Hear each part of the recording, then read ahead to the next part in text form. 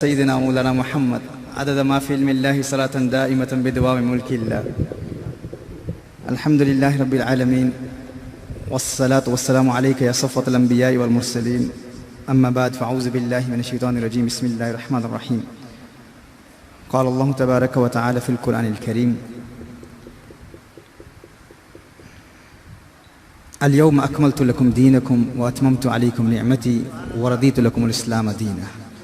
صدق الله العظيم وبلغنا على رسوله النبي الكريم. وقد صدقت أنت يا سيدي يا سيدي يا سيدي يا مكي يا مدني يا عربي يا قرشي يا هاشمي ويا سيدنا يا سيدنا يا سيدنا يا حبيبنا يا طبيبنا يا حبيب المصطفى المجتبى صلی اللہ علیہ وسلم. اللہ کے صدر احترام علماء کرام، مشائخ اعظام، ارباب علم و بصیرت، صاحبان عقل و دانش، طلاب العلم، میرے دوستو، بھائیو، بزرگو، السلام علیکم ورحمۃ اللہ وبرکاتہ. میں دل کی اتھا گہرائیوں سے ہدیہ تہنیت و تشکر پیش کرنا چاہوں گا حضرت قبلہ دکتور الشیخ ظفر الحق بندیالوی صاحب حافظہ اللہ کی بارگاہ میں، اور جناب قبلہ نوار الحق صاحب اور حضرت کے تمام صاحبزادگان اور اس عظیم میکدائے علم و تربیت کے مدرسین، علماء کرام، منتظمین کی بارگاہ میں، جنہوں نے آج مجھ گنہگار کو یہاں پر مدعو کیا. حقیقت ہے میں اپنی ذات میں اس چیز کا استحقاق نہیں دیکھتا کہ اتنے عظیم علماء کی بارگاہ میں کلام کروں. میں فقط زیارت کے لیے حاضر آیا تھا، گزشتہ پچھلی مرتبہ بھی آیا. میری خواہش تھی کہ حضرت کی زیارت ہو جائے، اور آج الحمدللہ جس طرح میں نے وہاں کہا کہ میری زندگی کا حسین ترین دن ہے کہ حضرت شیخ قبلہ عبدالحق صاحب بندیالوی حفظہ اللہ تعالی کی زیارت کا شرف حاصل ہوا. حضرت نے خطاب کے حوالے سے فرمایا اور میرے متعلق تو بہت کچھ فرما دیا. معرہ ہوں ہنر سے میں، سراپا عیب ہوں اکبر، عنایت ہے احبہ کی اگر اچھا سمجھتے ہیں. احبہ کی اگر اچھا سمجھتے ہیں. نہ خریدار کا حصہ ہوں نہ حق بائے کا، نہ خریدار کا حصہ ہوں نہ حق بائے کا، میں وہ دانہ ہوں جو گر جائے کفے میزاں سے. آپ تو سمجھ گئے، شاید یہ نہیں سمجھے. تو یہ فرما رہے تھے پتہ نہیں اسے پنجابی بھی آتی ہے یا نہیں. تو برطانیہ میں انگلش بولنے والا ٹھیک سے اردو بھی بول لے تو اس کی ہمت ہے، لیکن آپ کی طبیعتوں کی ضیافت کے لیے میاں صاحب کے کلام کے چند اشعار بھی پیش کرتا ہوں. اب لہجہ میرا ایسا نہیں ہے پنجابیوں والا، لیکن آپ کی محبت ہے. اگر لہجے میں کوئی گڑبڑ ہو گئی، اوپر نیچے الفاظ ہو گئے، تو چونکہ پنجابی میری زبان نہیں ہے تو پتل سونے نال نہ رلدا، سرمے نال نہ کولے، کاواں دی کی جا محمد جس تھاں بلبل بولے. تو جہاں باغ طیبہ کی جی بسم اللہ، تو یہاں سرمے حال نہ کھولے، کاواں دی کی جا محمد جس تھاں بلبل بولے. تو جہاں باغ طیبہ کی حسین بلبلیں اپنے انداز دل برانہ میں کونین کے والی صلی اللہ علیہ وسلم کی عظمتوں کے ترانے الاپتے ہوں، وہاں مجھ کوے کی کائیں کائیں کوئی معنی نہیں رکھتی. یہ آپ کا اپنا پن ہے، آپ کا بڑکپن ہے، آپ کی محبت ہے، آپ کی شفقت ہے کہ آپ نے مجھ جیسے شخص کے لیے اتنے جملے کہے. اور حقیقت ہے یہاں کلام کرتے ہوئے بھی میں محسوس کر رہا ہوں کہ آپ احباب مجتہدان علم سے سماعت کی زحمت اٹھا رہے ہیں، لیکن ٹوٹے پھوٹے الفاظ میں چند باتیں آپ کی گوش گزار کرتا ہوں، اور وہ بھی جو حضرت نے ابھی تعلیمات عنایت فرمائی. حضرت کی بارگاہ میں بھی حاضر ہوا اور حضرت نے دین اسلام اور تکمیل دین اور کنتم خیر امت اخرجت للناس تأمرون بالمعروف وتنہون عن المنکر پر بڑا خوبصورت کلام کیا. تو اسی حوالے سے دو چار باتیں آپ کی گوش گزار کرتا ہوں.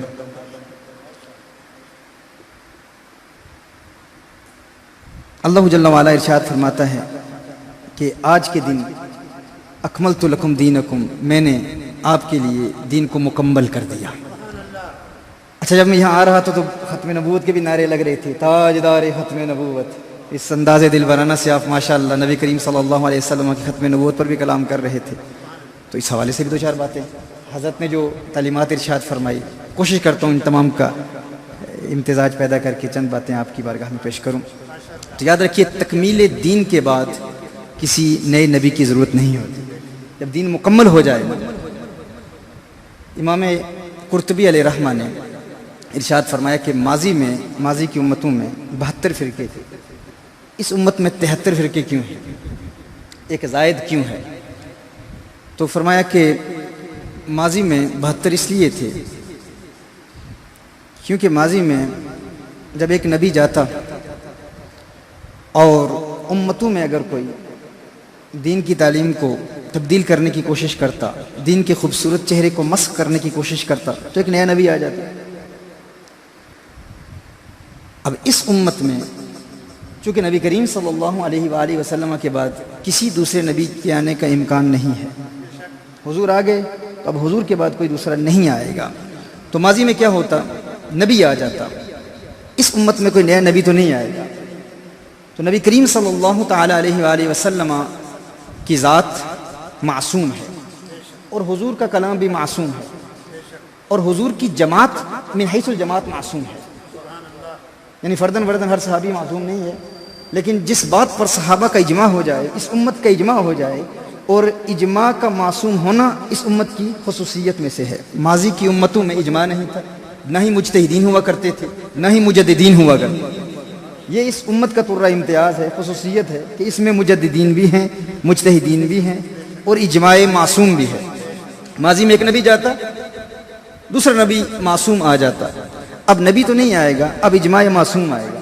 یہ اجماع معصوم ہے کہ اگر ہم کسی ذہنی ارتباک اور خلش کا شکار ہو جائیں تو علماء کے اجماع کو دیکھیں گے، مجمع علیہ مسائل کو دیکھیں گے، جس پر یہ علماء متفق ہو گئے ہم اس بات کو قبول کر لیں گے.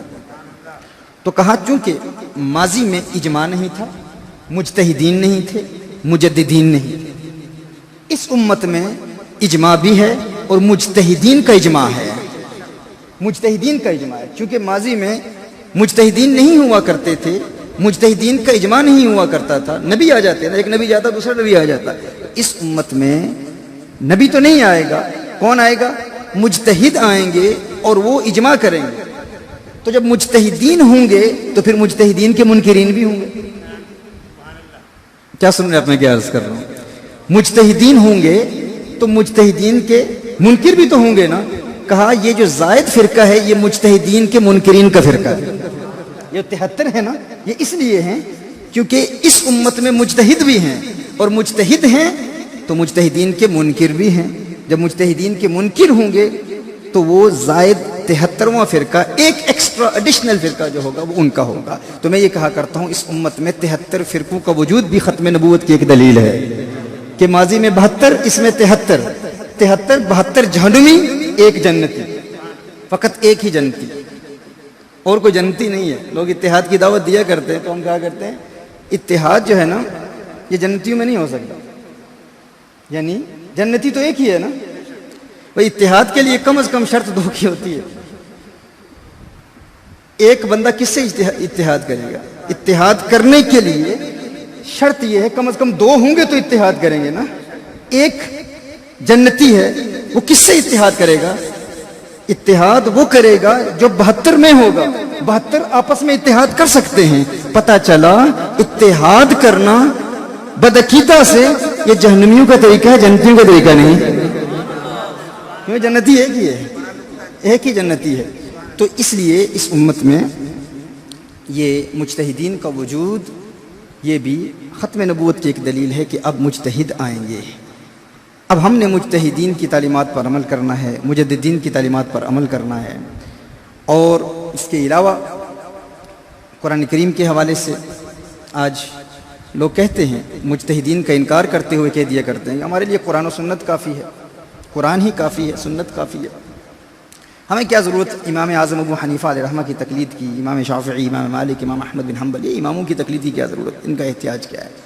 اور پھر کچھ عرب دنیا میں جب جاتے ہیں تو اباحیت پسندی کا شکار ہو کر وہ مسائل، وہ مجمع علیہ مسائل جن پر تمام امت کا اجماع ہے ان سے بھی منحرف ہو جاتے ہیں.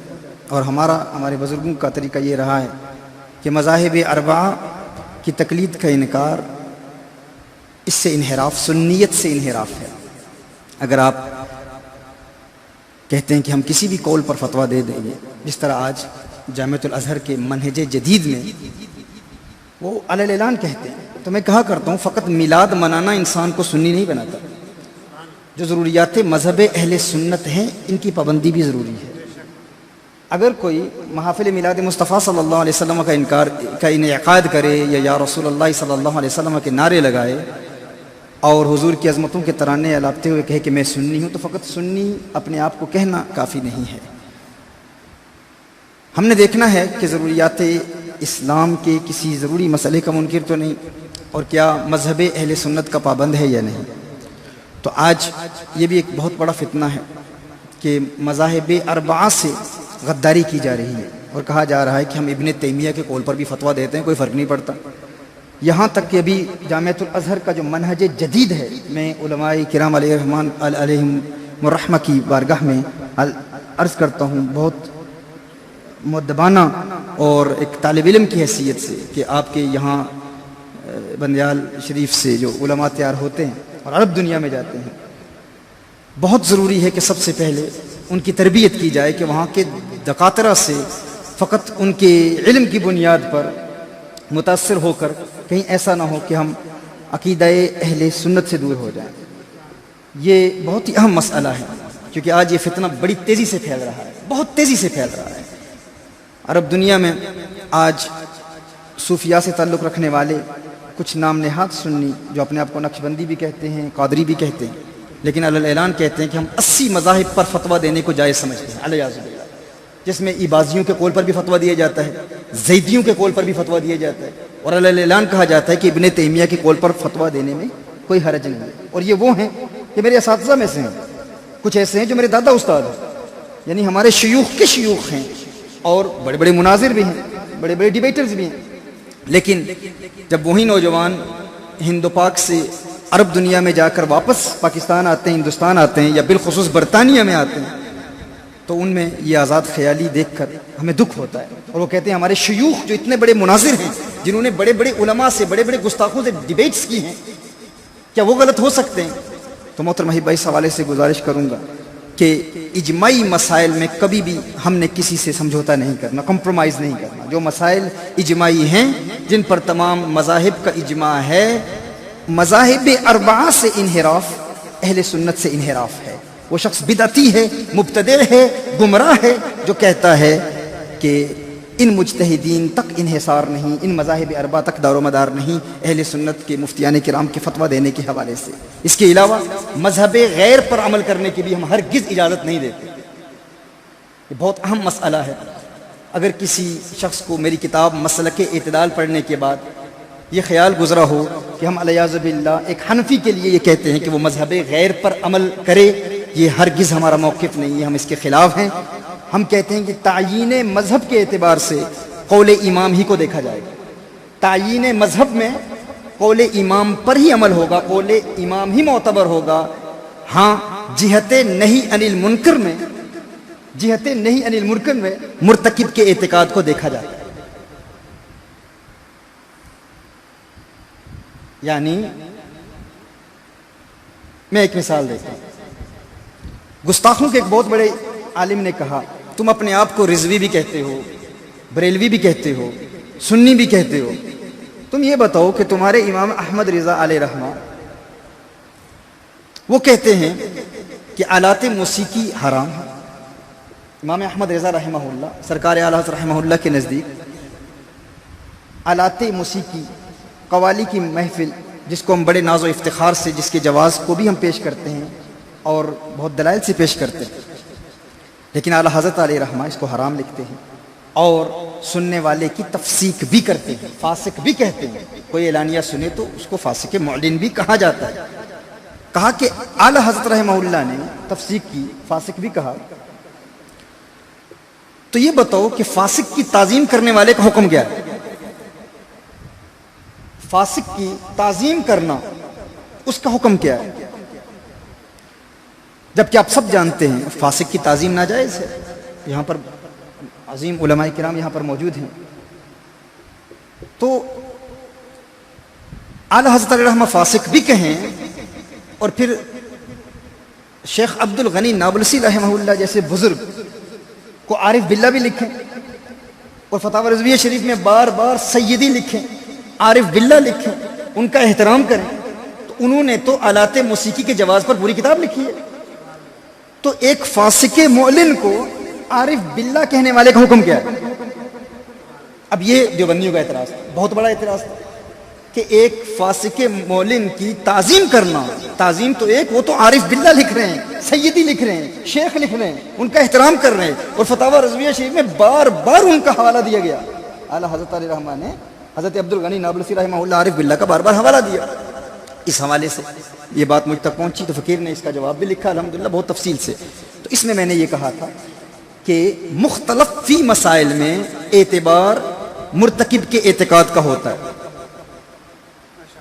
جو جس عمل کا مرتکب ہو، اگر کسی جامع شرائط مفتی سے فتویٰ پوچھے اور وہ مفتی فتویٰ دے، اور وہ فتویٰ ظاہر مفتی باب افتاء اور باب قضاء میں مفتی مذہب غیر پر فتویٰ نہیں دے سکتا.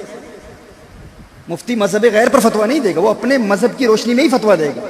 اگر مسئلہ مختلف فی ہے تو کوئی مفتی فتویٰ دیتا ہے تو وہ بندہ، وہ عامی جس کو علم نہیں ہے دین اسلام کے علوم سے، وہ آگاہ نہیں، اس نے مفتی سے فتویٰ پوچھا. اب یہاں تک ہمارے علماء نے صراحت فرمائی ہے کہ افضل مفتی کی موجودگی میں مفضول مفتی کے قول پر عمل کرنا بھی اس کے لیے جائز ہے. وہ یہ نہیں کہے گا کہ میں سب سے متقی مفتی کی تلاش کروں گا اور اسی کے قول پر عمل کروں گا. نہیں، اپنے علاقے کے کسی مفتی جو جامع شرائط مفتی ہو، آپ اس کے قول پر اگر عمل کریں اور آپ اپنے مفتی کے قول پر عمل کرتے ہوئے جواز کے قائل ہیں، تو اب کسی دوسرے عالم جو اس کے عدم جواز کا قائل ہے، اسے یہ حق نہیں پہنچتا کہ اس کی تفسیق کرے، وہ اس کو فاسق نہیں کہے گا. اب اگر کوئی فاسق کہتا ہے تو وہ تفسیق عمومی ہوگی، وہ خاص تفسیق نہیں ہوگی. یہ تطبیق کا ایک بہت ہی آسان طریقہ ہے. یعنی اگر کوئی ہمارے بزرگوں پر اعتراض اس بنیاد پر کرے تو ہم یہ جواب دیکھتے ہیں کہ ابن حجر حیتمی علیہ رحمہ اور دیگر اکابر بزرگوں کی کتابوں کو آپ پڑھیں. اس میں اسی کتاب کے یہ اعلیٰ حضرت امام احمد رضا محدث بریلوی رضی اللہ تعالیٰ عنہ نے فتاوی رضویہ میں متعدد جگہ الحدیقۃ الندیہ کی اس عبارت کو استدلال کے طور پر نقل کیا اور اس پر اعتماد فرمایا. یہ کون سی عبارت ہے؟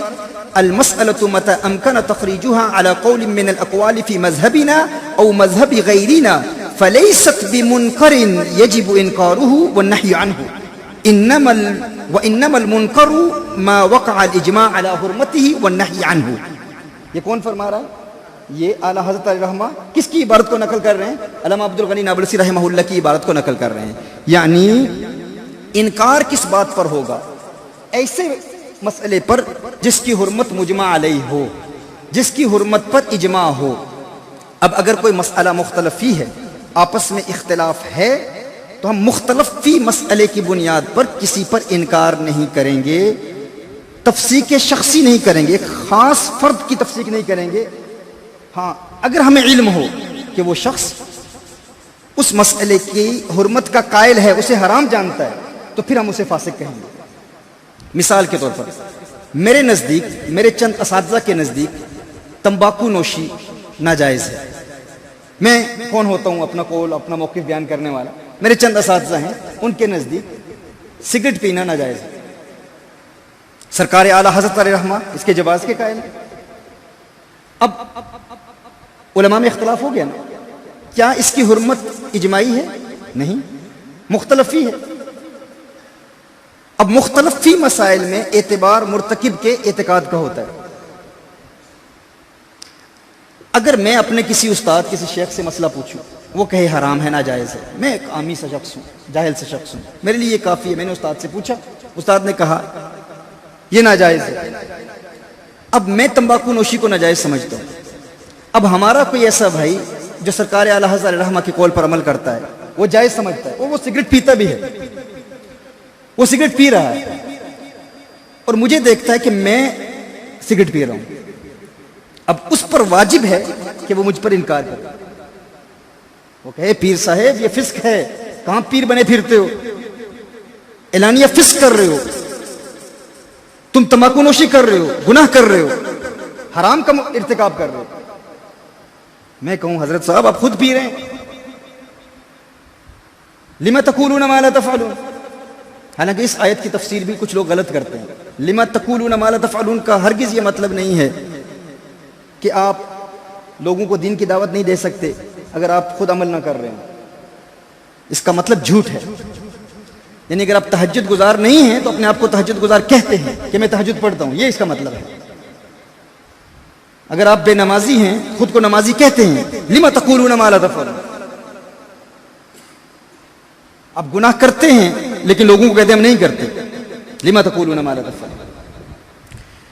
اب ایک بندہ سگریٹ خود پی رہا ہے، مجھے دیکھا کہ میں سگریٹ پی رہا ہوں، اب اس پر واجب ہے کہ وہ مجھ پر انکار کرے. اگر وہ مجھ پر انکار نہیں کرتا تو وہ خود گنہگار ہو جائے گا.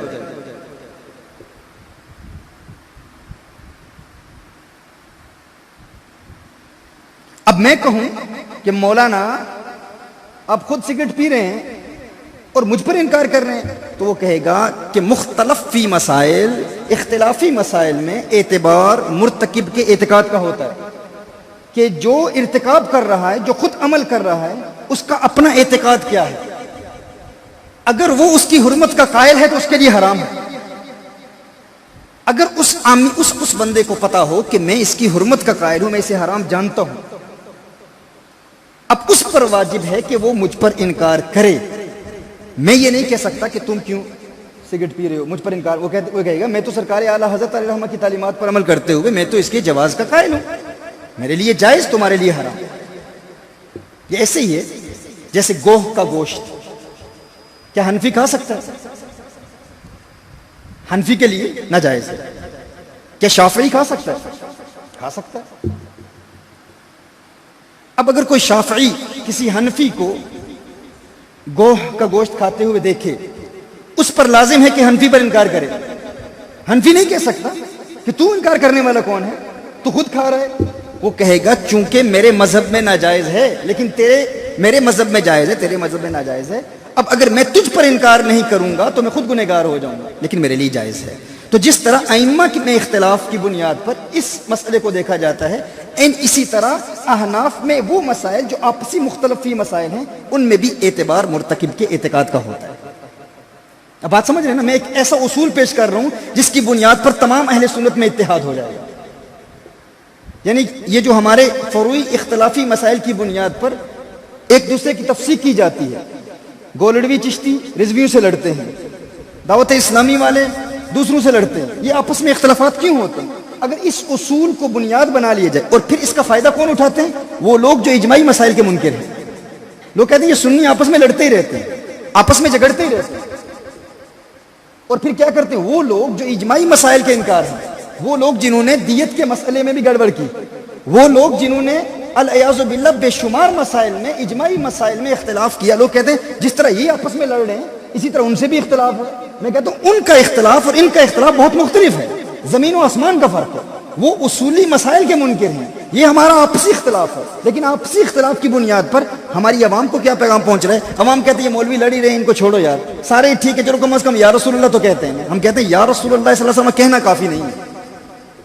اگر اس بنیاد پر ان مسائل کو ہم سمجھ لیں، یہ ٹی وی کا مسئلہ ہے، ہمارے بے شمار بزرگ اس کی حرمت کے قائل ہیں، بے شمار اکابر بزرگ ہیں جو اس کی حرمت کے قائل ہیں. وہ کہتے ہیں یہ حرام ہے، ناجائز ہے. اور میرے خیال میں حضرت عطا محمد بندیالوی علیہ رحمہ بھی، بندیالوی علیہ رحمہ بھی، وہ بھی اس کی حرمت کے قائل تھے نا. حضرت بھی اس کی حرمت کے قائل تھے. میرے خیال میں سرکار تاج الشریعہ علیہ رحمہ کی کتاب پر انہوں نے کچھ تبصرہ لکھا تھا حضرت نے. تو اب دیکھیے، اب کچھ جواز کے قائل ہیں، کچھ حرمت کے قائل ہیں. یہ مسئلہ مختلف ہی ہو گیا نا. میں یہاں پر منقوش تصویر کی بات نہیں کر رہا، میں اس وقت ڈیجیٹل تصویر کی بات کر رہا ہوں. یہ جو الیکٹرانک تصویر ہے، یہ تصویر ہے بھی یا نہیں، اس پر بھی علماء کا اختلاف ہے. اب اگر کوئی کہتا ہے کہ ڈیجیٹل تصویر ناجائز ہے، الیکٹرانک تصویر ناجائز ہے، اس کی حرمت کا قائل ہے. دوسرے کچھ لوگ ہیں جو کہتے ہیں جواز، جو جواز کے قائل ہیں.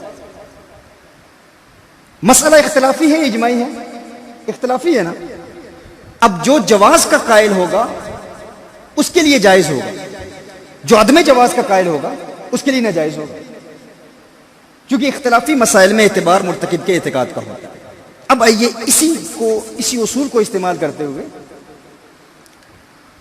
ہم اس گستاخ کے اعتراض کا جواب دیتے ہیں. اس نے کہا کہ اعلیٰ حضرت علیہ الرحمہ نے فاسق کہا ہے قوالی سننے والے کو. تو ہم یہ کہتے ہیں کہ ہمارے بزرگوں کے یہ تمام فتاوا یہ مؤول ہیں، ان کی ہم تعویل کریں گے. تعویل کیا کریں گے؟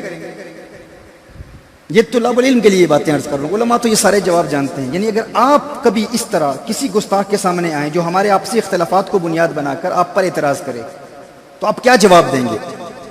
وہ کہے کہ اعلیٰ حضرت فاسق بھی کہتے ہیں اور اللہ کا ولی بھی کہتے ہیں، یہ تعظیم کیوں کرتے ہیں؟ فاسق کی تعظیم کرنے والے کا حکم کیا ہے؟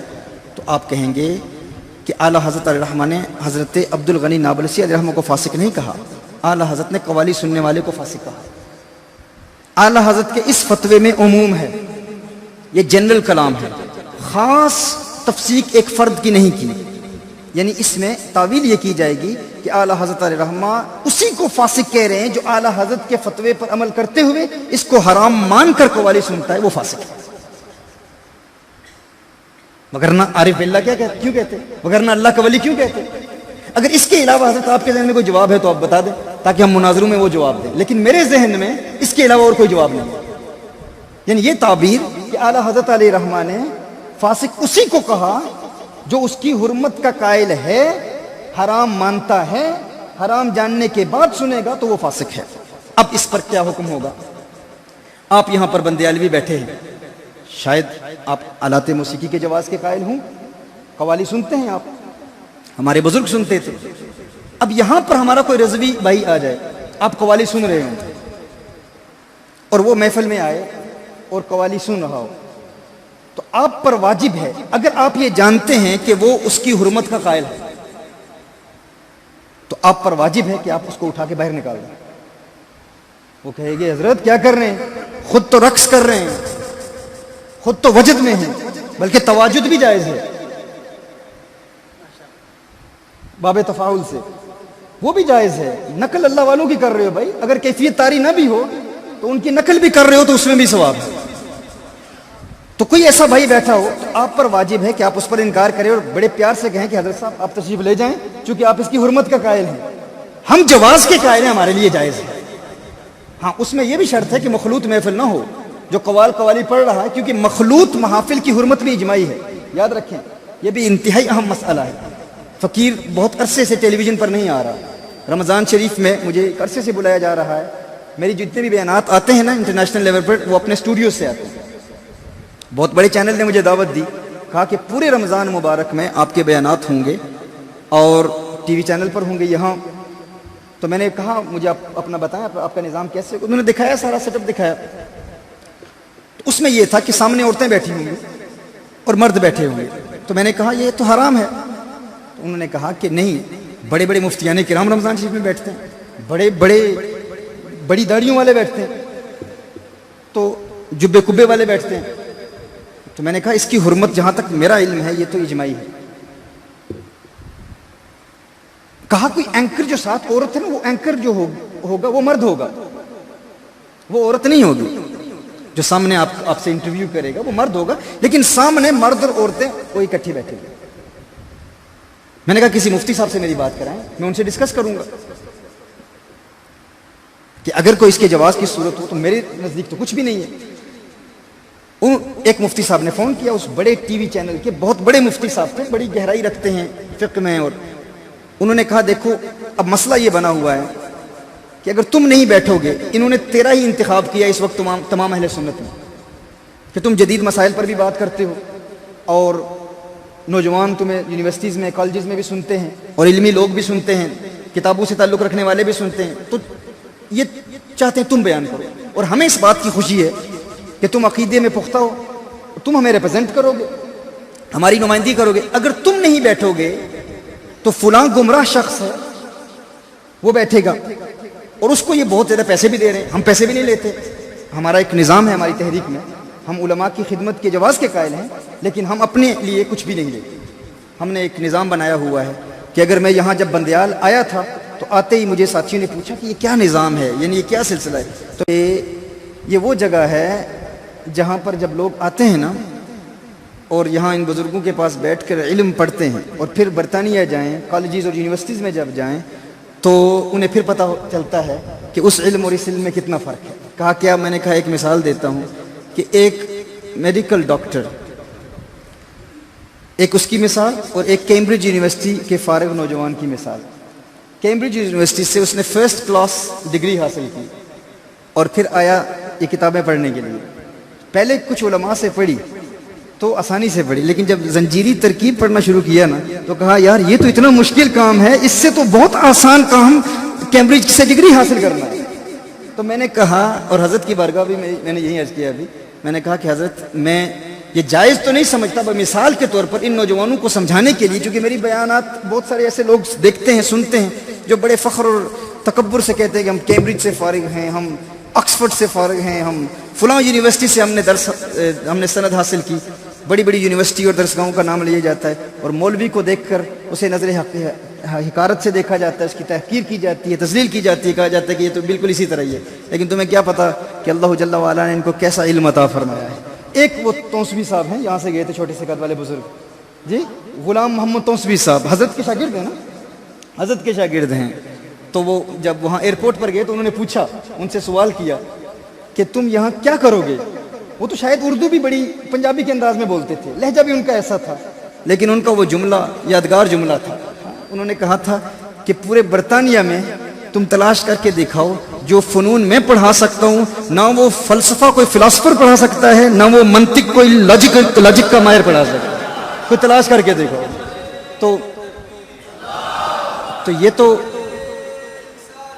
یہ تو وہ لوگ ہیں نا جو بندیال شریف کے بزرگوں کے شاگرد ہیں، ہمارے حضرت کے شاگرد ہیں۔ تو یہ شان ہے خدمتگاروں کی، سردار کا عالم کیا ہوگا؟ وہ جو بابا وہاں بیٹھا ہوا ہے، اس بابے کی عظمتوں کا عالم کیا ہوگا؟ تو میں یہ عرض کر رہا تھا کہ ہاں، یہ جملہ میں نے کہا کہ جس طرح وہاں آکسفورڈ اور کیمبرج ہے نا، تو آپ کو بتاؤں کہ آکسفورڈ اور کیمبرج والے بھی یہاں آئیں تو وہ کہیں گے کہ یہ حقیقی آکسفورڈ اور کیمبرج ہے۔ پھر میں نے اس کی وضاحت بھی کی کہ یہ مثال شاید درست نہ ہو، کیونکہ کیمبرج میں کفریات بھی پڑھائی جاتے ہیں، ہاں، تو یہاں پر تو حقیقی علم دیا جاتا ہے، حقیقی، لیکن اس میں آپ کا یقین ہونا بڑا ضروری ہے، خود اعتمادی بہت ضروری ہے۔ جو کہیں حق کہیں، ہمیشہ حق کہیں، کسی کی پرواہ نہ کریں۔ ہزار خوف ہو لیکن زباں ہو دل کی رفیق، یہی رہا ہے ازل سے بندیالویوں کا طریق، یہی رہا ہے ازل سے قلندروں کا طریق۔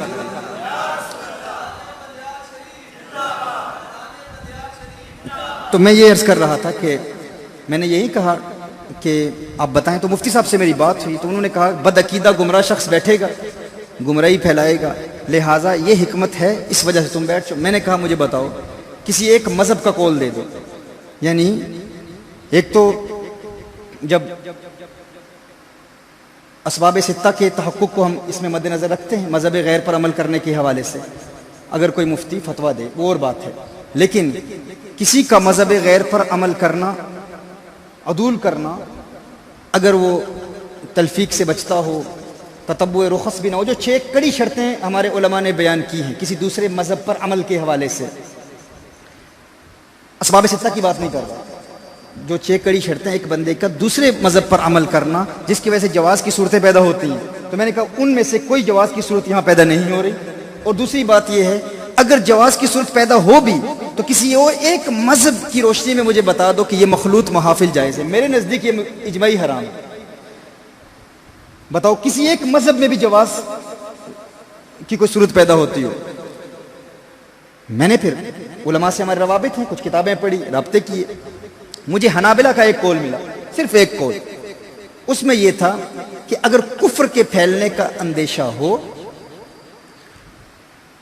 تو پھر ایسی مخلوط محفل میں جاننے کی جواز کی صورت پیدا ہوتی ہے، لیکن شرط یہ ہے کہ ہر نشست میں انکار ضروری ہے، ہر نشست میں یہ کہنا کہ میری یہ مجبوری ہے کہ اگر میں نہ بیٹھوں تو فلاں گستاخ بیٹھے گا اور وہ کفر پھیلائے گا، لہٰذا اس حکمت کی روشنی میں اس لیے میں یہاں آیا ہوں۔ تو میں نے کہا کیا آپ کا ٹی وی چینل مجھے یہ اجازت دیتا ہے کہ ہر نشست کے آخر میں وہ گستاخ کا نام بھی لوں اور یہ کہوں کہ میں اس لیے بیٹھا ہوں کیونکہ اگر میں نہ بیٹھتا تو وہ بیٹھے گا، وگرنہ یہ حرام تو اجماعی ہے۔ تو انہوں نے کہا نہیں نہیں یہ کیسے ہو سکتا ہے، یہ ہمارے ٹی وی چینل کی پالیسی نہیں ہے۔ میں نے کہا تو پھر یہ ہماری شریعت کی پالیسی نہیں ہے، یہ اللہ کا دین ہے، اللہ جل وعلا اسے بچائے گا۔ ہم کون ہوتے ہیں یہ دعویٰ کرنے والے کہ ہم بچائیں گے؟ تو چونکہ یہ مخلوط محافل کی حرمت اجماعی ہے، اب اس میں کوئی یہ نہیں کہہ سکتا کہ اس میں مرتکب کے اعتقاد کو دیکھا جائے گا، نہ کہ ہمارے شیخ سب ملتے ہیں، ملاقاتیں بھی کرتے ہیں، تنہائی میں عورتوں سے ملتے ہیں، وہ جواز کے قائل ہیں، نہ، جواز کا قائل اس وقت دیکھا جائے گا جب مسئلہ مختلف فی ہو، مختلفی مسائل میں مرتکب کے اعتقاد کو دیکھا جاتا ہے۔ لیکن اگر کوئی چیز مجمع علیہ حرام ہو، جس کی حرمت اجماعی ہو، تو اس میں مرتکب کے اعتقاد کو نہیں دیکھا جاتا۔ تو کہاں سے بات چلی تھی، کہاں بات چلی گئی، اور میں یہ عرض کر رہا تھا اجماعی مسائل کے حوالے سے یہ پختگی اور یہ تسلط انتہائی ضروری ہے، اور فقط یہ نہیں کہ ہم یہ کہیں کہ کوئی یا رسول اللہ صلی اللہ علیہ وسلم کہہ رہا ہے، یا کوئی یا غوث اور یا خواجہ کے نعرے بلند کر رہا ہے تو وہ سنی ہے، یہ سنیت نہیں ہے۔ سنیت کے لیے کم از کم ہمارے لیے یہ ضروری علم حاصل کرنا کہ معلوم من الدین بالضرورہ کیا ہے، ضروریات مذہب اہل سنت کیا ہیں، یہ پڑھنا ہمارے لیے ضروری ہے۔ اور جب ہم اجماعی مسائل میں پختہ رہیں گے، اور یہ حفظ دین ہے، یہ کام حفظ دین کا ہے۔ جو مقاصد الشریعہ ہے نا، 5 مقاصد الشریعہ، یعنی ہائر آبجیکٹیوز آف اسلام کہتے ہیں،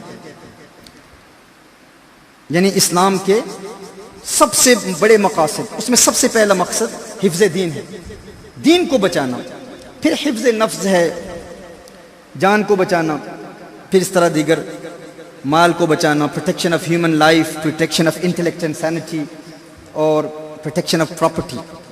لیکن حفظ دین کے متعلق اقبال کہتا ہے کہ پھر سیاست چھوڑ کر داخل حصار دین میں ہو، پھر سیاست چھوڑ کر داخل حصار دین میں ہو۔ اقبال کہتا ہے کہ چونکہ اقبال جمہوریت کے بھی مخالف تھا نا، وہ جمہوریت کو جائز نہیں سمجھتا تھا، وہ اس کو کفری نظام سمجھتا ہے، تو اس نے کہا اس کو چھوڑ دو، تم فقط شجر دین کی آبیاری کا اہتمام کرو، جو مدارس کر رہے ہیں یہی آپ لوگ کر رہے ہیں، دین کے شجر کی آبیاری کا اہتمام کرو، اس درخت کو بچاؤ۔ کہا ملک و دولت ہے فقط حفظ حرم کا ایک ثمر، کہ اگر تم نے دین کے اصولوں کو بچایا، دین کے قواعد و ضوابط کے تحفظ کا اہتمام کرتے رہے، یہ نہیں کہ دین کے اصول کو ہی تبدیل کر دیا فقط انگریزوں کو خوش کرنے کے لیے، غیر مسلموں کو خوش کرنے کے لیے، کہ بھئی وہ کہتے ہیں کہ عورت کا پردہ یہ اچھی چیز نہیں ہے، غیر مسلم ہم سے دور چلے جاتے ہیں، متنفر ہو جاتے ہیں، وہ کہتے ہیں یہ بہت پرانی باتیں ہیں۔ اقبال کہتا ہے سنے گا اقبال کون ان کو، یہ انجمن ہی بدل گئی ہے، نئے زمانے میں آپ ہم کو پرانی باتیں بتا رہے ہیں۔ پرانی باتیں ہیں جن کی وجہ سے دین میں الحمدللہ یہ آج مسلمانوں میں پختگی ہے۔ تو آپ میرے خیال میں شاید فن خطابت ہی سننے والے ہیں، مجھے تو بتایا گیا تھا کہ علمی باتیں سنیں گے، تو اس لیے میں نے اپنا انداز بدلا، تو میں نے کہا پرانی باتیں سناؤں، لیکن مجھے لگ رہا ہے کہ نہ وہ اہتمام میں سخن، نہ وہ میں کدے کا نظام ہے، نہ وہ رند ہے، نہ وہ ہاؤ ہو، نہ وہ دور ہے، نہ وہ جام ہے۔ یہ پرابلم ہے ہمارے یہاں، لیکن کم از کم آپ لوگوں کو تو یہ باتیں سننی چاہیے۔ باقی بیانات تو ہمارے سنتے رہتے ہیں نا، آپ لیکچر سنتے رہتے ہیں، وہ عشق و محبت کی باتیں تو آپ سنتے ہی رہتے ہیں۔ تو میں یہ عرض کر رہا تھا، اقبال نے کہا حفظ دین سب سے اہم ہے۔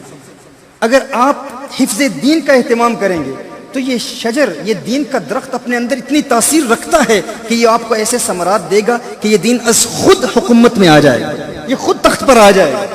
لیکن اس کو تخت پر لانے کے لیے اگر آپ دین کی بنیادوں کو بدل دیں گے نا، تو پھر کسی اور درخت کی آبیاری کا اہتمام آپ کر رہے ہیں، اس درخت کی آبیاری کا اہتمام نہیں کر رہے۔ اسی لیے غیر مسلموں نے، زائنسٹ موومنٹس نے، جو صہیونی قوتیں ہیں، انہوں نے اس وقت مسلمانوں کو 4 حصوں میں تقسیم کیا ہے۔ ایک وہ جو خلافت کے نظام کے لیے اہتمام کر رہے ہیں، خلافت کے نظام، وہ چاہتے ہیں کہ خلافت کا نظام ایک مرتبہ پھر قائم ہو، اس کو پھر اب انہوں نے بدل دیا، وہ ان کے سب سے بڑے دشمن ہیں۔ سب سے بڑا دشمن ان کا کون ہے؟ کفار کا، یہود و نصارہ کا۔ یہ وہ کہہ رہا ہے آپ سے جو آیا ہی برطانیہ سے ہے۔ الحمدللہ یہ باتیں جو میں یہاں کر رہا ہوں نا، یہ برطانیہ میں بھی کرتا ہوں الحمدللہ۔ ہندوستان میں مودی کی آنکھوں میں آنکھیں ڈال کے کہا تھا یہ، الحمدللہ۔ امریکہ میں بھی کرتے ہیں، تو ہمیں اس بات کی کوئی ڈر نہیں، کوئی فکر نہیں، آپ کو بھی کچھ نہیں ہونا چاہیے الحمدللہ۔ آپ تو یہاں پر پاکستان میں ہیں، تو یہ باتیں سنیں اور سمجھیں کہ عالم کفر اس وقت ہمارے خلاف کیا سازش کر رہا ہے، اور آپ کا کردار عالم کفر کے خلاف مستقبل میں کیا ہوگا۔ وہ بالخصوص وہ لوگ جو فنی اعتبار سے دینی درسی علوم و فنون کو اچھی طرح سمجھتے ہیں اور بندیالویوں جیسی گہرائی رکھتے ہیں، آپ کے لیے یہ پیغام انتہائی اہم ہے۔ ان کے نزدیک سب سے بڑا دشمن عالم کفر یہود و نصارہ کا وہ ہے جو مسلمانوں کی وہ جماعت ہے جو اسلام کو ایک نظام حیات سمجھتی ہے، یعنی ایک مکمل معاشی نظام، سیاسی نظام سمجھتی ہے، جو اس وقت بھی خلافت کے منہج کے لیے شب و روز کوشاں، وہ ان کے سب سے بڑے دشمن ہیں۔ ان کو مٹانے کے لیے انہوں نے کیا کیا؟ انہوں نے اپنے بندے اس منہج میں ڈال دیے، اور اسلام کو بدنام کرنے کے لیے وہ جہاد جو مقدس جہاد ہے، اس مقدس جہاد کو بدنام کرنے کے لیے اپنے بندے اس میں ڈال دیے تاکہ ہمارے یہ مدارس کے علماء ان سے دور ہو جائیں۔ وہ جو ماضی میں ان کا منتہا نظر تھا، ان کا آبجیکٹو تھا، ان کا ہدف تھا، ان کا گول تھا کہ وہ لوگ جو خلافت کے نظام کے لیے محنت کر رہے ہیں اور اسلام کو ایک مکمل نظام حیات سمجھتے ہیں، ان کے لیے اسلام فقط نماز روزہ حج زکوٰۃ نہیں ہے، وہ چاہتے ہیں کہ اسلام کو نافذ کیا جائے، کیونکہ وہ کبھی بھی یہ برداشت نہیں کریں گے کہ ان کے نظام کے مد مقابل کوئی ایک نظام پیدا ہو، وہ اس کے سخت خلاف ہیں، وہ کبھی اس کو گوارا نہیں کریں گے۔ ان کے لیے سب سے زیادہ خطرہ کن لوگوں سے ہے؟ وہ خطرہ کن لوگوں سے محسوس کرتے ہیں؟ وہ لوگ جو اسلام کو ایک مکمل نظام حیات سمجھتے ہیں اور چاہتے ہیں کہ یہ نظام تخت پر آئے اور یہ مکمل طور پر اسٹیبلش ہو۔ یہ ان کا پہلا دشمن ہے، سب سے بڑا دشمن۔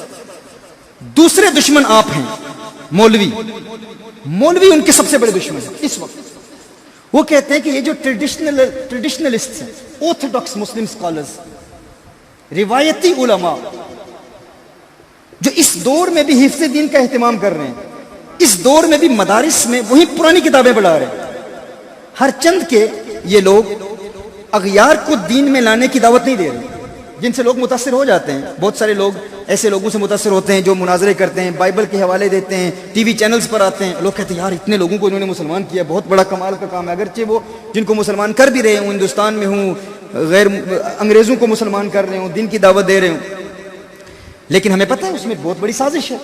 اب پیسے دے کے بندوں کو سامنے کھڑا کرتے ہیں، وہ سوالات پوچھتے ہیں اور وہ جواب دیتے ہیں اور کہتے ہیں دیکھو اتنے لوگوں کو مسلمان کر رہے ہیں، کبھی کہتے ہیں بائبل میں یہ ہے، کبھی کہتے ہیں چیپٹر نمبر دس، ورس نمبر دس، اور اس طرح وہ لوگوں کو متاثر کرتے ہیں۔ ہمارے ہندو پاک کے عام لوگ کہتے ہیں یار یہ بڑا عالم ہے، ہمارا مولوی بیچارہ وہ مسجد میں نماز پڑھاتا ہے، اس کو کوئی سوال کرے تقابل ادیان کے حوالے سے تو وہ جواب نہیں دیتا، تو میں کہتا ہوں وہ مولوی اس سے بہتر ہے، کیونکہ وہ جو غیر مسلموں کو اسلام کی دعوت دے رہا ہے اس نے دین کی مبادیات کو نہیں پڑھا، اس نے دین کے اصولوں کو نہیں پڑھا، اسی لیے وہ بہت ساری ایسی غلطیاں کرتے ہیں، بہت سارے ایسے مسائل میں وہ خطا کرتے ہیں جس میں سننے والوں کے لیے بھی ایسے نظریات آ جاتے ہیں کہ وہ کم از کم کفر فقہی، بے شمار ایسے مسائل ہیں جن میں ہم نے دیکھا کہ لوگوں پر کفر فقہی بھی عائد ہوتا ہے لیکن انہیں پتہ ہی نہیں ہوتا، وہ اس کو غیر مسلموں کو دین کی دعوت دینے کے لیے استعمال کر رہے ہوتے ہیں۔ کفر کلامی کی بھی بے شمار ایسی مثالیں حال ہی میں آئی ہیں ٹی وی چینلز پر کہ ایک ایسا بندہ جس نے یہ دین کے علوم فنون نہیں پڑھے لیکن لوگوں کو دین کی دعوت دے رہا ہے اور اسلام کی بنیادوں کو ہی تبدیل کر رہا ہے۔ ان لوگوں سے ان کو کوئی خطرہ نہیں، وہ ان کے اعلی کار ہیں، ان کے اپنے بندے۔ خطرہ آپ لوگوں سے ہے کیونکہ آپ حفظ دین کا اہتمام کر رہے ہیں، آپ دین کی اصل بنیادوں کو بچا رہے ہیں، اور یہ حفاظت تبلیغ سے بھی زیادہ اہم ہے، غیر مسلموں کو دین کی دعوت دینے سے بھی زیادہ اہم یہ کام ہے۔ ایک عرصے تک تقریباً 10-12 سال تک فقیر نے تقابل ادیان پر کام کیا، مسلسل کام کیا۔ میں سمجھتا تھا کہ ہمارے علماء درس نظامی پڑھتے ہیں، علوم و فنون پڑھتے ہیں، لیکن انہیں دین کی دعوت دینے کا سلیقہ نہیں آتا، یعنی دین کو لوگوں تک پہنچانے کا طریقہ نہیں آتا۔ ہر چند کی استعداد ہے، لیاقت ہے، قابلیت ہے۔ ایک مہینہ بھی ایک عالم دین بندیال کا پڑھا ہوا، وہ بندیال کا کیا، میں کہتا ہوں وہ نصاب جو بالکل بدل گئے ہیں، وہ نصاب جو بڑے کمزور نصاب ہیں، وہ نصاب پڑھا ہوا بندہ بھی اگر تقابل ادیان پر کچھ کام کرے تو بے شمار کفار کو وہ مسلمان بنائے گا جو مخلص ہیں۔ لیکن میں سمجھتا تھا کہ وہ ہمارے علماء اس کام میں نہیں، لیکن میں اس نتیجے پر پہنچا ہوں کہ یہ جو آپ کام کر رہے ہیں نا، یہ کام اس سے بھی اہم ہے، اور یہ اقبال کی فکر ہے، یہ اعلیٰ حضرت رحمہ کی فکر ہے۔ اقبال نے یہی کہا کہ اگر تم نے دین کی بنیادوں کو بچا لیا، تم صرف یہ کام کرتے رہو، یہ دین اپنے اندر اتنی اٹریکشن رکھتا ہے، اتنی تاثیر رکھتا ہے کہ تمہیں ایسے ثمرات دے گا اور تمہاری آنے والی نسلوں میں وہ پیغامات منتقل ہوں گے کہ وہ تمہاری آنے والی نسلیں ایک انقلابی فکر لے کر دین کو تخت پر لائیں گے۔ شرط یہ کہ ان کو سچا دین دیا جائے، اور وہ کام یہ علماء کر رہے ہیں۔ تو صہیونی قوتوں کے نزدیک ان کا سب سے بڑا دشمن اس وقت آپ لوگ ہیں، وہ کہتے ہیں کہ کہیں یہ لوگ خلافت کے نظام کے لیے کام نہ شروع کر دیں.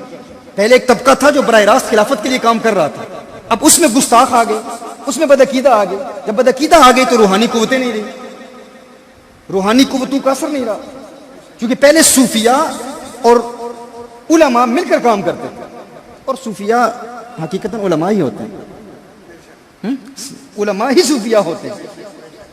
ہاں اگر کوئی تصوف کی حقیقت کا منکر ہو تو وہ اور بات ہے, لیکن ہر ولی اللہ عالم ہوتا ہے, ہاں لیکن ہر عالم ولی نہیں ہوتا, اور وہ عالم بھی نہیں ہوتا حقیقی جو عالم ہے.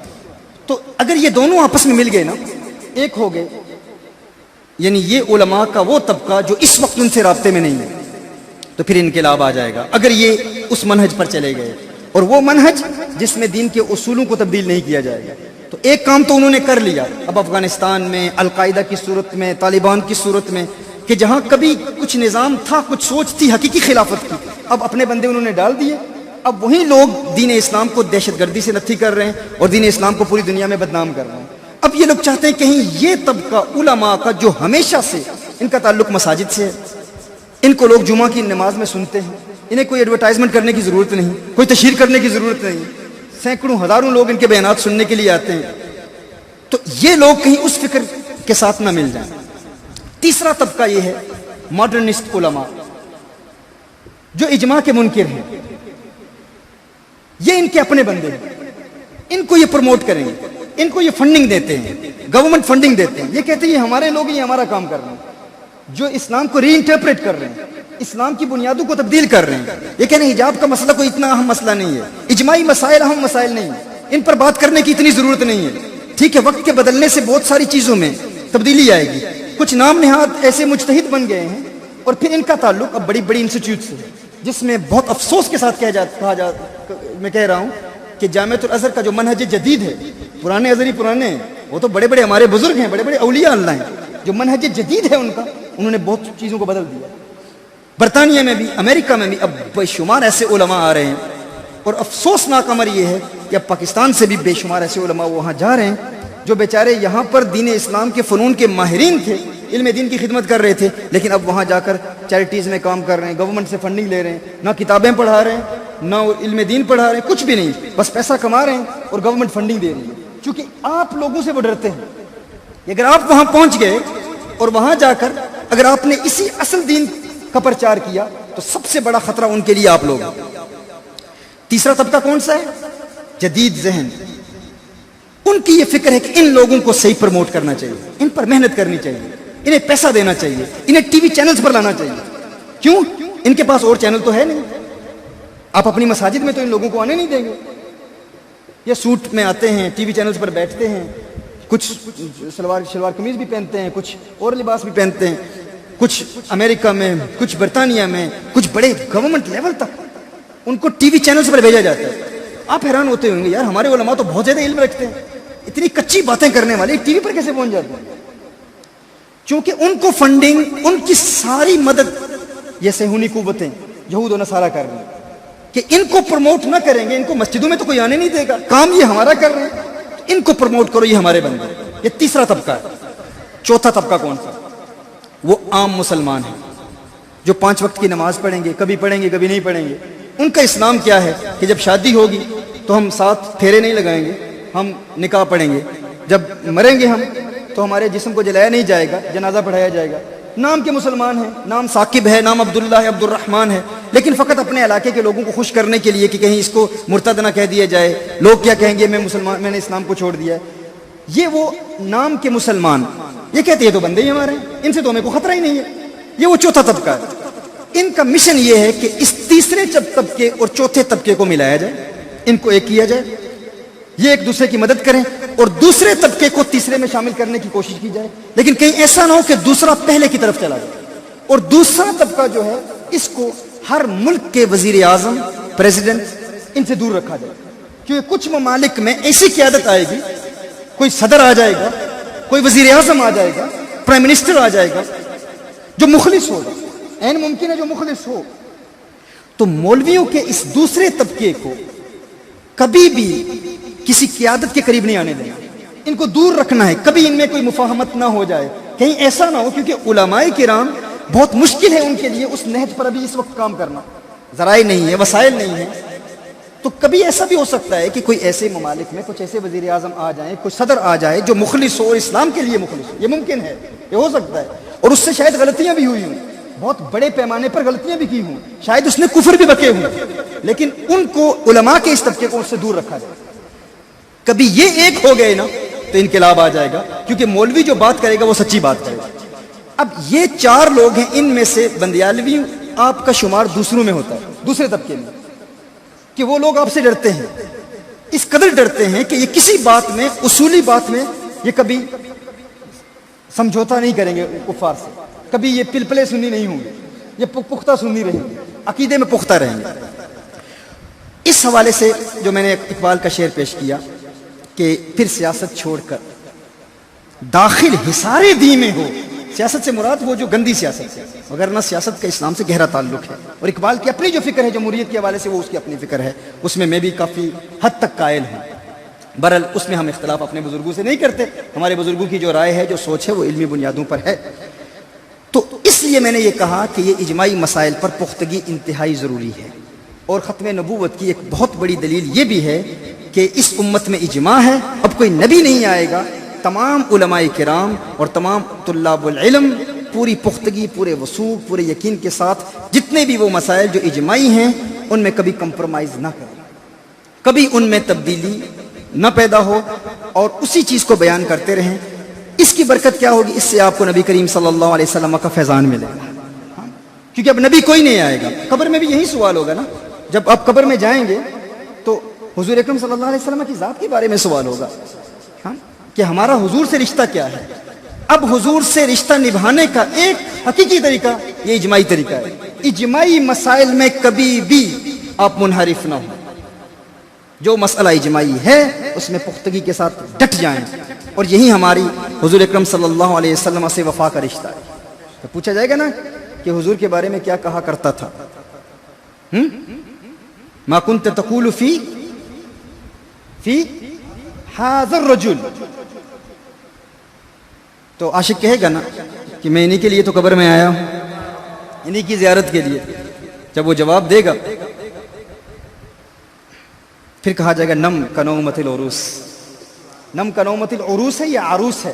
عروس، عروس تو شادی کو کہتے ہیں، عروس جو ہے یہ دولہے کے لیے بھی استعمال ہوتا ہے، دلہن کے لیے بھی استعمال ہوتا ہے، لیکن دفع التباس کے لیے عروسہ کہا جاتا ہے، اگر دلہن کا اطلاق دلہن کے لیے کہا جائے تو کہا جائے گا کہ سو جا جیسے پہلی رات کی دلہن سوتی ہے۔ یہ کیوں کہا جائے گا؟ یہ نم کیا ہے اس میں؟ یہ مشبہ ہے، اور کنومت العروس یہ مشبہ بھی ہے۔ جیسے کہتے ہیں نا زید کالقمر، زید چاند کی طرح ہے، تو زید کیا ہے؟ یہ پڑھنے والے نا سارے، زید کیا ہے؟ مشبہ، اور مشبہ بھی کیا ہے؟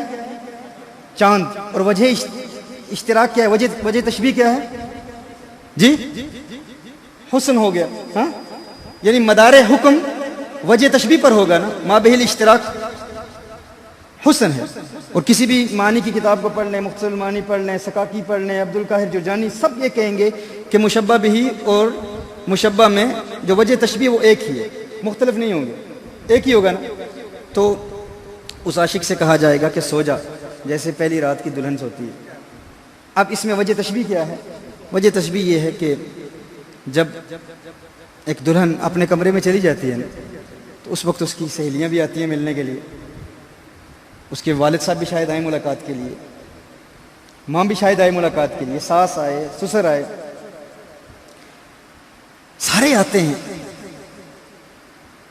لیکن آ کے چلے جاتے ہیں، پھر آخر میں محبوب آتا ہے، اور جب محبوب آ جائے نا تو پھر محبوب کے بعد کوئی نہیں آتا۔ جب کمرے میں محبوب آ جائے تو پھر محبوب کے بعد کوئی نہیں آتا، کیونکہ اب محبوب آ گیا ہے، اب یہ وقت ہے اس کے محبوب سے ملاقات کا۔ تو جب محبوب آ جائے پھر اس کے بعد کوئی نہیں آتا۔ تو یہی وجہ تشبیہ ہے کہ جب نبی کریم صلی اللہ علیہ وسلم قبر میں آ جاتے ہیں تو مومن کو کہا جاتا ہے اب تو سو جا جیسے پہلی رات کی دلہن سوتی ہے، کیونکہ اب محبوب آ گیا ہے، تو محبوب کے بعد اگر مرزا قادیانی کا آنا ہوتا تو کہا جاتا کہ وہ بھی آئے گا، مسلمہ بھی آئے گا، لیکن جب محبوب آ گیا تب اور کوئی نہیں آئے گا، اب اور کوئی نہیں آئے گا۔ تو ہم چونکہ ختم نبوت کے ماننے والے ہیں نا، تو حضور اکرم صلی اللہ علیہ وسلم کو آخری نبی مانتے ہیں، تو ہم اجماع کے ساتھ پختہ رہیں گے، جتنے بھی مسائل اجماعی ہیں ان میں کبھی ہم اختلاف نہیں کریں گے۔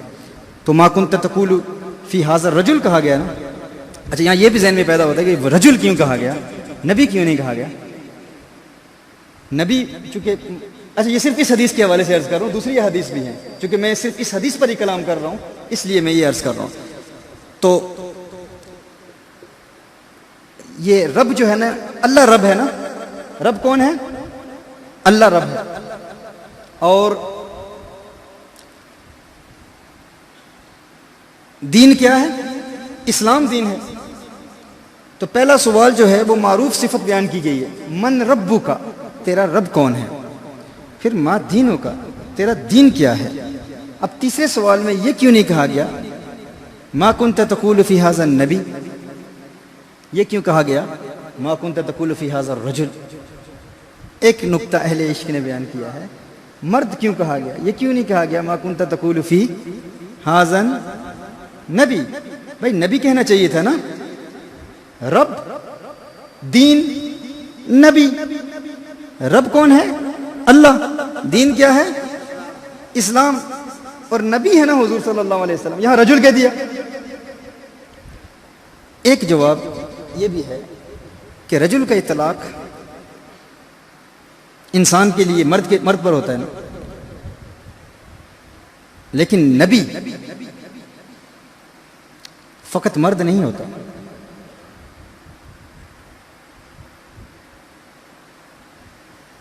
روح پر بھی نبی کا اطلاق ہوتا ہے۔ پتہ نہیں یہ مسئلہ یہاں پر آپ تک بھی پہنچا ہے یا نہیں پہنچا۔ روح بھی نبی ہوتی ہے، نبی کریم صلی اللہ علیہ وسلم کی نورانیت اور روحانیت بھی نبی ہے۔ تو کوئی شخص یہ نہ سمجھے کہ حضور قبر میں روحانی طور پر ہی آئیں گے۔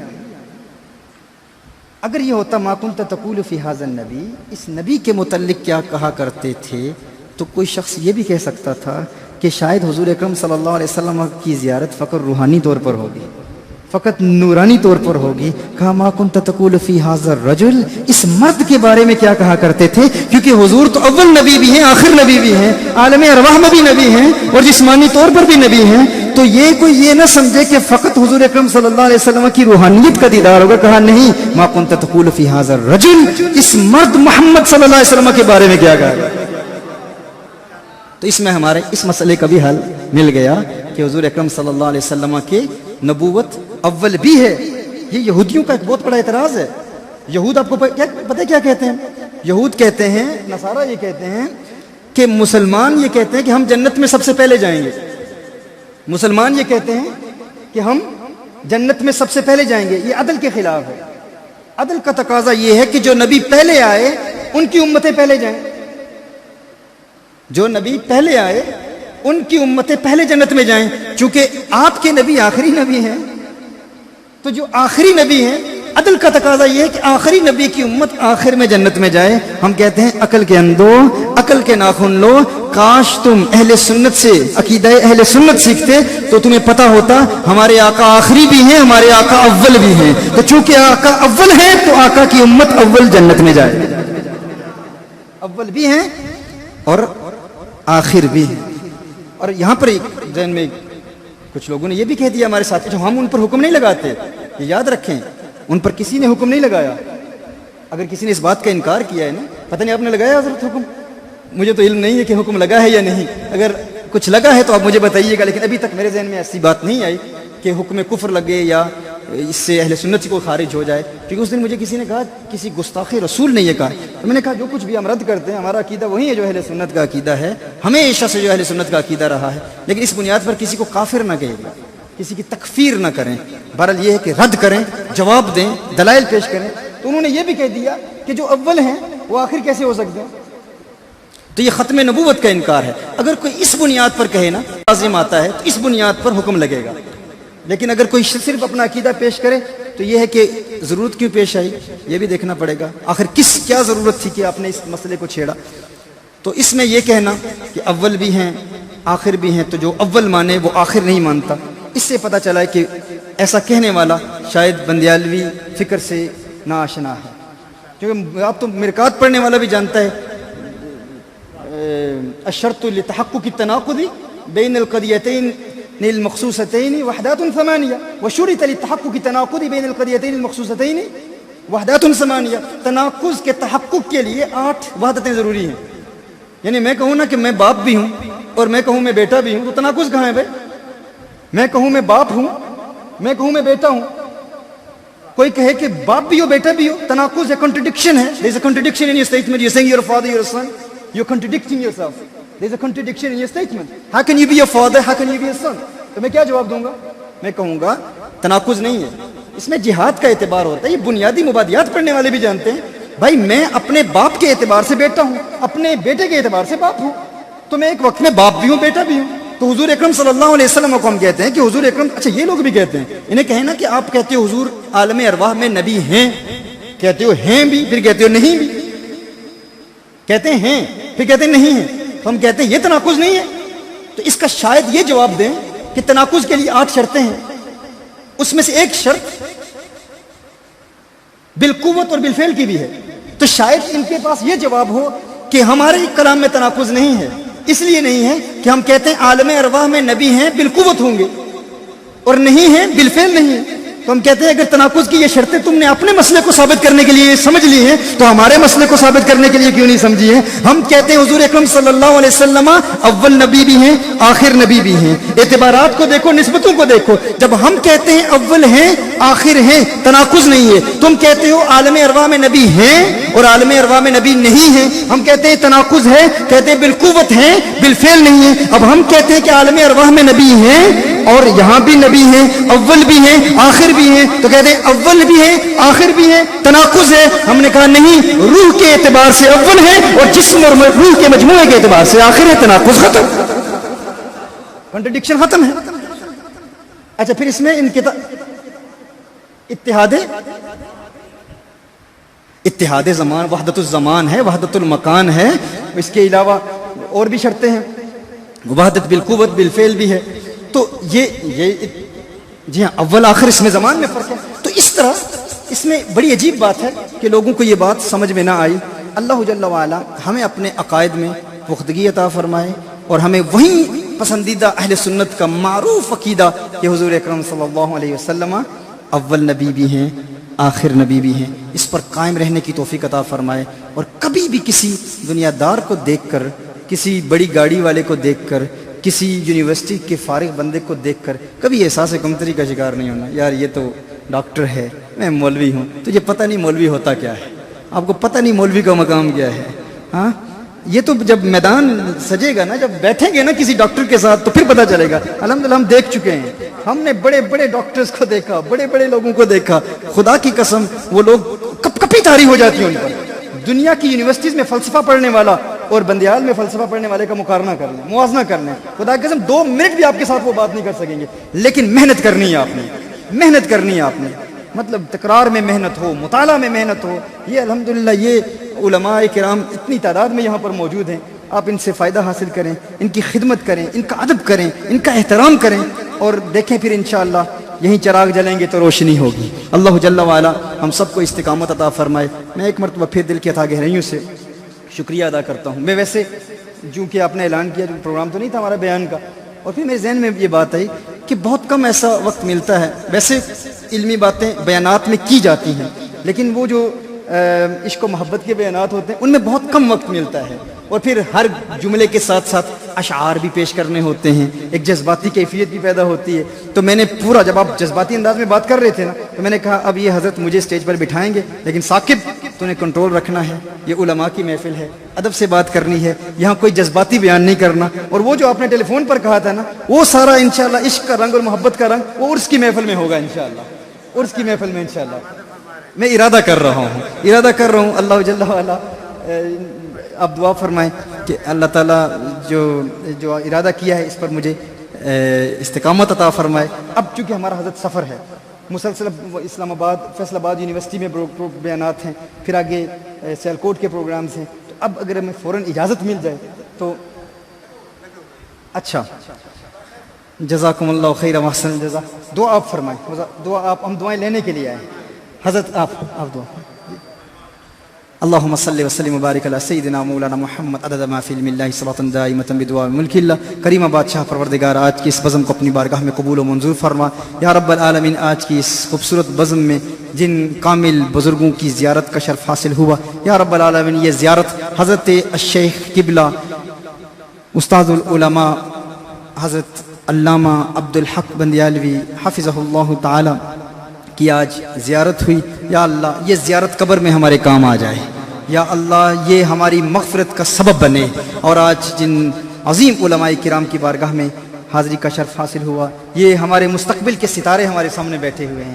یہ اہل سنت کا مستقبل ہیں، اہل سنت کا فیوچر ہیں. یا رب العالمین ان تمام نوجوانوں کو، ان تمام طلاب العلم کو علم نافع عطا فرما، علم نافع عطا فرما. عقیدہ اہل سنت و جماعت پر تا دم آخر کاربند رہنے کی توفیق عطا فرما.